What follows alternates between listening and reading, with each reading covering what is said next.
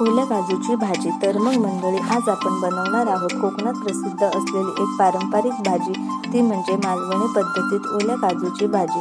ओल्या काजूंना मालवणीमध्ये फके असे सुद्धा बोलतात. सर्वप्रथम हाताला तेल लावून घ्यावे. तुमच्याकडे हँड असतील तर तुम्ही ते सुद्धा वापरू शकता, नाहीतर हाताला डीग लागून हात खराब होण्याची शक्यता असते. काजू चिरून आतला गर काढून घेऊन पाण्यामध्ये भिजवून ठेवायचा. भिजवलेल्या काजूची साले काढून काजूचे 2 तुकडे करून घ्यावे. एका कढईमध्ये 2 चमचे तेल गरम करून जिरे मोहरीची फोडणी देऊन त्यामध्ये बारीक चिरलेला कांदा, आले लसूण, हिरवी मिरची, हिंग, मीठ, थोडा गरम मसाला घालून कांदा लालसर होईपर्यंत परतून घ्यावा.